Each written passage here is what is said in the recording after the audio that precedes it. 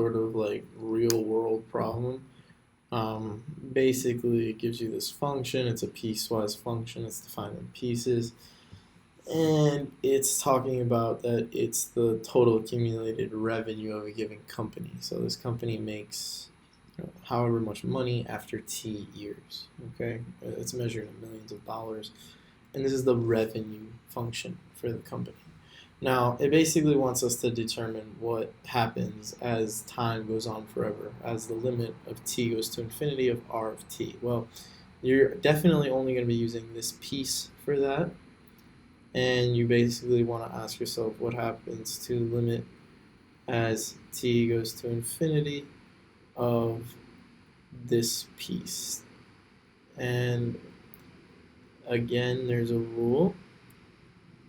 This function as t goes to infinity is a rational function. This is a rational function. This is a polynomial. This bottom part is a polynomial, and that makes the division of two polynomials is known as a rational function. And with rational functions, as you go towards infinity in either direction, the highest exponent will pretty much tell you everything. So the highest exponent on the top is 2, and the highest exponent on the bottom is 2. And now in this case they're equal. But there's really, for rational functions, only 3 cases: that they're equal, as they are in this one. The top exponent, the highest exponent, is greater than the bottom, in which case it does not exist, this limit. And it could be the reverse, that this could be a 2, and then this could be a 3, and the highest exponent on the bottom is greater than the top. In that case, it tends towards 0. And then in the case where they're equal, like it is in this case, what you do here is that this is 2, this is 2, so it just simply becomes the division of the coefficients next to those highest exponents. So in this case, it's 100 divided by 1, which is just 100. So this limit as t goes to infinity of r of t equals 100. Now explain the meaning of the limit as t goes to infinity of r of t in the context of this problem. It just means that as time goes on, the revenue of this company will never be $100 million or greater than $100 million. It will never get past $100 million. So as time, or as the years go on, as time goes on, the revenue will get closer and closer to 100 million. The revenue, or the total revenue, let's say total to make it clear, the total revenue will get closer and closer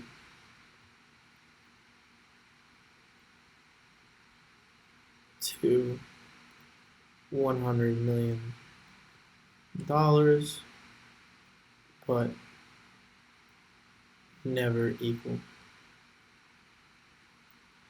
That's basically the explanation of this in the context of the problem. Now it's asking, is the function continuous at t equals 20? And for this, you want to kind of just keep in mind, or just have it right away, your definition of continuity.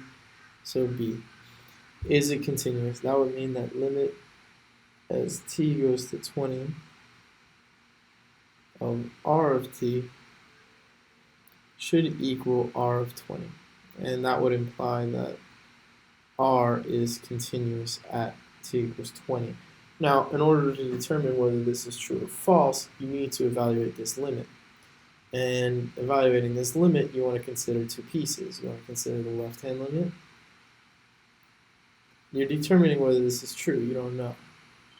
Okay, if this is true, then it is continuous. If it's not, then it's not continuous. So limit as t goes to 20 from the left of r of t, and you want to investigate the limit as t goes to 20 from the right of r of t. And ideally, both of these equal whatever r of 20 is. Now, r of 20, I could plug into this and I could get that value and so forth, but let's do that at the end. see what we get for these limit values. So the limit as t goes to 20 from the left means that I want to use this function. So as t gets closer and closer to 20 from this side, this inner value, if we do this, and it'll just follow from limit laws that there's nothing wrong with me sort of taking t to be closer and closer to 20, but lower and lower, and you'll see that this square root value is, or the inside of the square root value is getting closer and closer to 1, which means that the square root value is getting closer and closer to 1, and then 1 times 41 is just 41. So this left-hand limit equals 41. Now I want to check, does this right-hand limit, as I get closer and closer to 20 from the other side. And in this case, again, this is a rational function. A rational function is continuous for where it's defined. So I could just plug in 20 into this and see what I get. So let's see, 100.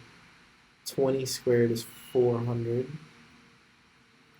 plus 1,000 over 20 squared is 400 plus 600 is 1,000 again.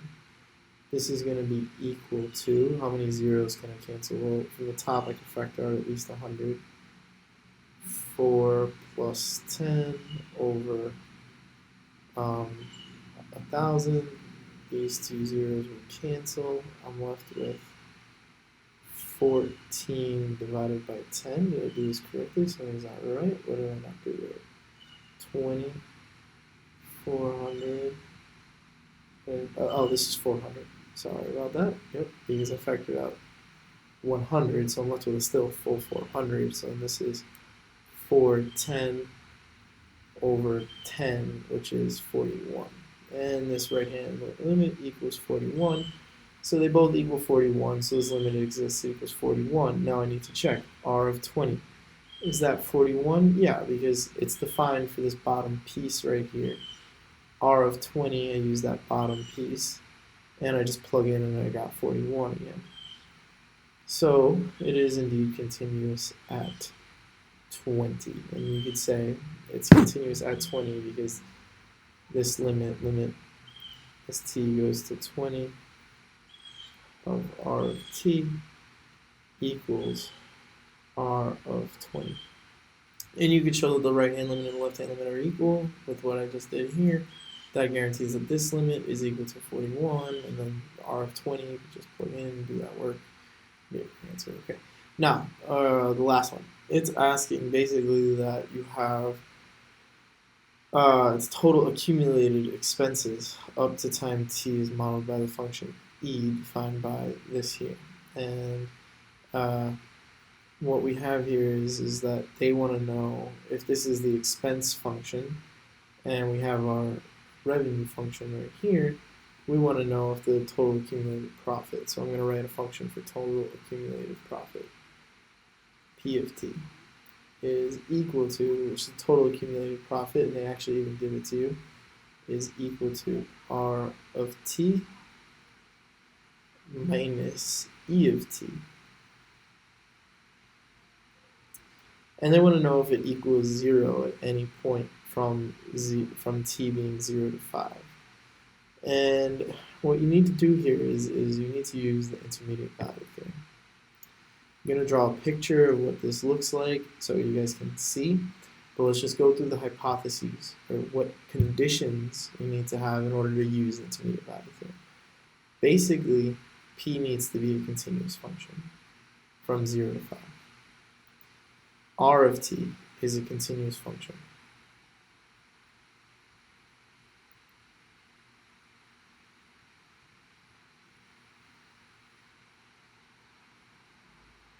E of t is a continuous function from 0 to 5. And the subtraction of two continuous functions is a continuous function. So I have that P of t is continuous. And I need that piece. Now the next thing that I show is that P of 0, right, one endpoint of my interval, P of 0, is going to be equal to whatever R of 0 is, minus E of 0, because that's my definition of P. So R of 0, if I plug in 0 here, 0 times 0 over 0 over 20 is 0. The square root of 0 is 0. 0 times 41 is 0. Minus e of 0. E of 0 is going to give me 0 plus 4 inside here, so I get log base 2 of 4, which is 2, times 3, 6. So I'm going to get that p of 0 equals negative 6, which is less than 0. And now I'm going to find out what p of 5 is, the other endpoint here, p of 5. And again, that's r of 5 minus e of 5. Now, r of 5 is 1/4, the square root of 1/4, which is 1/2. So this is 41 over 2 minus e of 5 is going to be 60, 64. Log base 2 of 64 is 6. And then that's 18. And now I don't know what this is, but whatever, 18 over 1 is going to be what? 36? 36 over 2? Yeah, 36 over 2. And 41 over 2 minus 36 over 2 is 5 over 2. And the key thing here is that 5 over 2 is greater than 0. So I basically have this inequality. I have that p of 0 is less than 0, and p of 5 is greater than 0. Now, if you graph this to illustrate what the intermediate value theorem says and to see how it all makes sense, right? If I do this little sketch over here, if I may, let's do it in a different color. There we go. Okay. And let's this, right? Let's move it up so I have a negative value. And now let's change the color again. Green. And you see p of 0 is some negative value. P of 0 is some negative value. It's saying p of 0 is negative 6, so this is negative 6 over here. And then p of 5 is some positive value, 5 over 2, 2.5, let's say up there. And I know p is continuous. So what must happen? If I'm going to go from this point to this point, there must be some value where p of t is 0. That's what it's asking. It's asking, is there a time t between 0 and 5 for which the total accumulated profit is 0? Is there a value for total accumulated profit is p of t? So is there a time t where p of t is 0? And there must be by the intermediate value theorem. And the way you could write it out nice and neat, everything to summarize, if I just kind of box this out, I could say, in green, I could say since. Okay, you want to make sure you write down the conditions for intermediate value theorem. P of t is continuous and you have that inequality right there. P of 0 is less than 0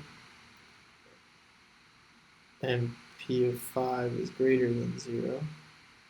And by, since p of t is continuous and this is the case, by intermediate value theorem, IVT, there must exist a t between 0 and 5 with p of t equal to 0.